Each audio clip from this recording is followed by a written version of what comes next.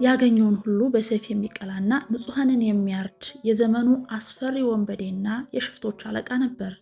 ማንም ሊቋቋመው የማይችለው ይህ ጨካኝ ነፍሰ ገዳይ በአንድ ሌሊት ግን ፍጹም ወደ ሌላ ሰው ተቀየረ። የሰይፉ ጩኸት በሚሰማበት እጁ ሌሊቱን በሙሉ የቅዱሳንን እግር የሚያጥብና ለበረሃ አባቶች ውሃ የሚቀዳ ታላቅ አባት ሆነ። ክቡራንና ክቡራት የቻናላችን ቤተሰቦች፣ ብዙዎቻችን ኃጢአቴ በዝቷል፣ እግዚአብሔር እኔን አይምረኝም ብለን ተስፋ እንቆርጣለን። ነገር ግን የዛሬው የታሪክ ባለቤት አባ ሙሴ ጸሊም በጥቁርና በጨለማ ሕይወት ውስጥ የነበሩ ሰው ናቸው። በቆዳቸው ቀለም ብቻ ሳይሆን በግብራቸውም ጭምር የኃጢአት ተምሳሌት ነበሩ። ነገር ግን እግዚአብሔር የዚህን ግፈኛ ሰው ልብ ሲነካው ሰይጣን ራሱ እየበረገገ እየሸሸለት ታላቅ ጻድቅና ሰማዕት ሆኑ። ይህ ቪዲዮ የእሱን የሕይወት እይታ ሙሉ በሙሉ ይቀይረዋል። ተስፋ መቁረጥን ሰብሮ የንስሐ ብርሃን ያበራል። እስከ መጨረሻው አብራችሁን እንድትቆዩ እየጋበዝን ቪዲዮውን ላይክ እና ሼር ማድረጋችሁን አትርሱ። ለቻናላችን አዲስ ከሆናችሁ ሰብስክራይብ ያደረጋችሁ ቤተሰብ ሁኑ። አሁን ቀጥታ ወደ ታሪኩ እንለፍ። በቤተ ክርስቲያናችን በሊቀ ነቢያት ሙሴ ስም የሚጠሩ ብዙ ቅዱሳን አሉ። ከነዚህም አንዱ አባ ሙሴ ጸሊም ወይም ጥቁር ሙሴ ሲሆኑ በቆዳቸው ቀለም ምክንያት ጸሊም ወይም ጥቁር በሚባል ቅጽል ስም ይጠራሉ። እኒህ ቅዱስ ለሰማዕትነት ክብር ከመብቃታቸው በፊት በቆዳቸው ብቻ ሳይሆን በግብራቸውም ጥቁር ማለትም ኃጢአትን የሚሰሩ ነበሩ። ያለመጠን ይበሉና ይጠጡ፣ ይቀሙና ያመነዝሩ፣ እንዲሁም ሰውን ይገድሉ ነበር። በስጋቸው እጅግ ጠንካራ፣ በጉልበታቸውም ኃይለኛ በመሆናቸው ሊቋቋማቸው የሚችል በዘመኑ ማንም አልነበረም። የወንበዴዎች አለቃ ሆነው ሰዎችን ሲያሸብሩ ኖረዋል። በባዕድ አምልኮ ተይዘው የኖሩት አባ ሙሴ ጸሊም ፀሐይን ለሚያመልኩ ሰዎች አገልጋይም ነበሩ። በዚህ አይነት ክፉ ልማድና የኃጢአት ሕይወት እየኖሩ ሳሉ የሰውን ጠፍቶ መቅረት ፈጽሞ የማይወደው አምላከ ቅዱሳን እግዚአብሔር ወደ ቤቱ ሊመልሳቸው ወደደ። እግዚአብሔር የፀሐይን ፍጡርነትና ግብዝነት በልባቸው ውስጥ ማብራት ጀመረ። በዚህ ምክንያት አባ ሙሴ ብዙ ጊዜ ወደ ፀሐይ በማንጋጠጥ እንዲህ ይሉ ነበር። ፀሐይ ሆይ አንተ አምላክ ከሆንክ አነጋግረኝ፣ ደግሞም የማላውቅህ አምላክ ሆይ ራስህን አሳውቀኝ እያሉ ይጮሁ ነበር። የልብን መሻት የሚያውቅ እግዚአብሔር ጩኸታቸውን ሰማ። አባ ሙሴ ጸሊም በዚህ አይነት ፍለጋ ላይ ሳሉ የገዳመ አስቄጥስ መነኮሳት እግዚአብሔርን ያውቁታል፣ ያዩታል፣ እንዲሁም ያነጋግሩታል እየተባለ በሰዎች ሲነገር ሰሙ። እግዚአብሔርም ስሙን እንዲቀድሱት መንግስቱን እንዲወርሱት ሊያደርጋቸው ወዷልና ወደ ገዳሙ ሄዱ ዘንድ ልባቸውን አነሳሳቸው። ወደ አስቄጥስ ገዳም ሄደውም ከካህናቱ አንዱ የሆኑትን አባ ኤስድሮስን አገኟቸው። ሙሴም ወደ አባ ኤስድሮስ ቀረብ ብለው እውነተኛውን አምላክ ታሳውቀኝና ታስረዳኝ ዘንድ ወደ እናንተ መጥቻለሁ አሏቸው። አባ ኤስድሮስም የዚህን ሰው እግዚአብሔርን ፍለጋ ወደ ገዳሙ መምጣት እጅግ አድንቀው ከታላቁ አባት ከአባ መቃርስ ዘንድ አገናኟቸው።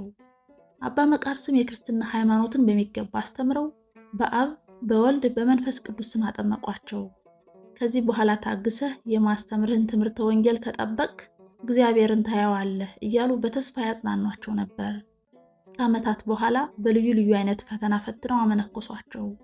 አባ ሙሴ ጸሊምም ብዙ ገድልን ከሚጋደሉ ቅዱሳን አብልጠው መጋደል በጀመሩ ጊዜ ሰይጣን ሊያሰናክላቸውና ከገዳሙ ሊያስወጣቸው አሰበ። ቀድሞ ያሰራቸው በነበረው ግብረ ኃጢአት በፍትወትና በትዝታ ሊወጋቸው ጀመረ። አባ ኤስድሮስ ግን እያጽናኑና እየመከሩ በተጋድሎ ይበልጥ እንዲጸኑ ያተጓቸው ነበር። አባ ሙሴ ሰይጣንን የሚያሸንፉበትን መንገድ ፈለጉ። የገዳሙ የውሃ መቅጃ ስፍራ በጣም ሩቅ ነበር። ስለዚህ አረጋውያኑ መነኮሳት በመንገድ እንዳይደክሙ ዘወትር ሌሊት መነኮሳቱ በሚተኙበት ጊዜ ውሃ እየቀዱ በየባታቸው ደጃፍ በማስቀመጥ ያገለግሏቸውና ድካማቸውን ይቀንሱላቸው ነበር። እንዲህ እያደረጉ በመጋደልና በማገልገል ለብዙ ዓመታት ሲኖሩ ጸላዔ ሰናይ ሰይጣን በቅናት ተሞልቶ እግራቸውን በከባድ ደዌ የመታቸውና ለብዙ ቀናት የአልጋ ቁራኛ ሆነው ኖሩ።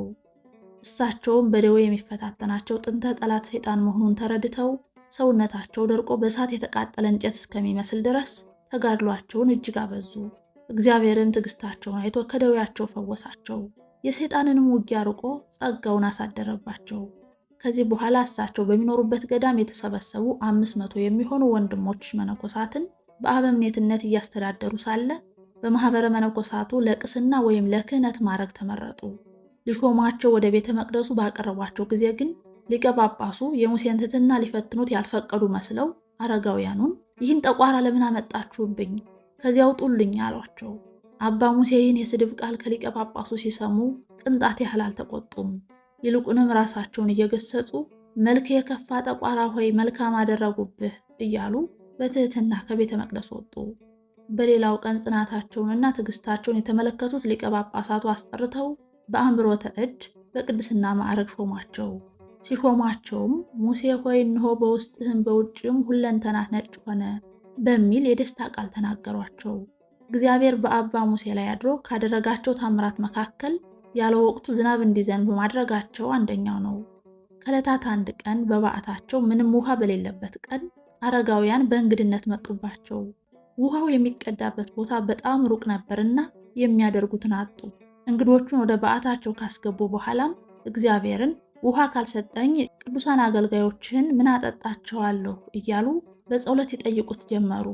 እግዚአብሔርም ጸሎታቸውን ሰምቶ ዝናብ አዘነበላቸውና የውሃው ጉድጓዳቸውን ሞላላቸው። በአንዲት ዕለትም አባ ሙሴ ከአረጋውያን ጋር ወደ አባ መቃርስ በሄዱ ጊዜ አባ መቃርስ መንፈስ ቅዱስ ተገልጾላቸው ከእናንተ ውስጥ የሰማዕትነት ክብር ያለው አንድ ሰው አየሁ በማለት ለአባ ሙሴ ጸሊም ስለተዘጋጀው የሰማዕትነት ክብር አስቀድመው ትንቢት ተናገሩ። አባ ሙሴም ይህን ቃል ሲሰሙ አባቴ ሆይ እኔ እሆናለሁ፣ በሰይፍ የገደለ በሰይፍ ይገደል የሚል ጽሑፍ አለና ብለው መለሱ። በብሉይ ኪዳን በሰይፍ የገደለ በሰይፍ ይሞት፣ ዓይን ያጠፋ ዓይን ይጥፋ የሚል ሕግ ነበር። አባ ሙሴ ጸሊምም ለገዳማዊ ሕይወት ከመብቃታቸው በፊት ሰዎችን በሰይፍ ሲያጠፉ እንደነበረ ሁሉ እሳቸውም በሰይፍ መሞት እንደሚገባቸው በማመን ራሳቸውን ለሞት አዘጋጁ። ከዕለታት አንድ ቀን ያገኙትን ሁሉ በሰይፍ የሚገድሉ የበርበር ሰዎች ወደ በዓታቸው መጡ። አባ ሙሴም አብረዋቸው የነበሩትን መነኮሳት መሸሽ የሚፈልግ ይሸሽ አሏቸው። እነሱም አባታችን አንተ ሳትሸሽምን አሏቸው። እኔ በሰይፍ የገደለ በሰይፍ ይገደል ስለሚለው የእግዚአብሔር ቃል እነሆ ይህችን ቀን ለብዙ ዘመናት ስጠባበቃት ኖሬአለሁ በማለት ለሰማዕትነት መዘጋጀታቸውን ነገሯቸው። ይህን እየተነጋገሩ ሳሉም የበርበር ሰዎች ከበዓታቸው ገብተው በሰይፍ ቆርጠው ገደሏቸው። ከእሳቸው ጋርም 7 መነኮሳት ተገደሉ። አንደኛውም ከምንጣፍ ውስጥ ተሰውረው ከቆዩ በኋላ በእጁ አክሊል የያዘ የእግዚአብሔር መልአክ ቆሞ ሲጠባበቅ በተመለከቱ ጊዜ ከተሰወሩበት በመውጣት አንገታቸውን ለሰይፍ ሰጠው የሰማዕትነት አክሊልን ተቀብለዋል። በዚህ ጊዜ የአባ መቃርስ ትንቢት ተፈጸመ።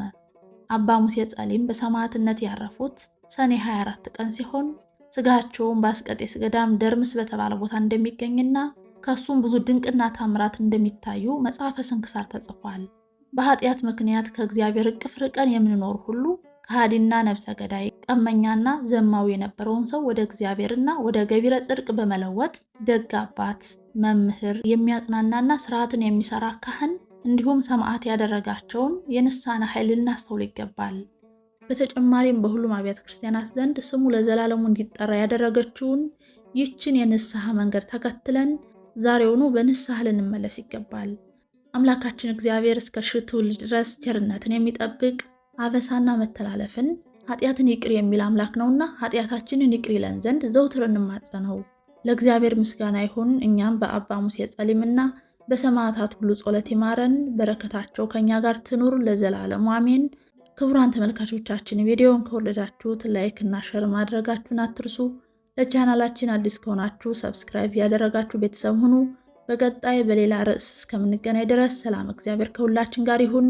ሰላም ቆዩ።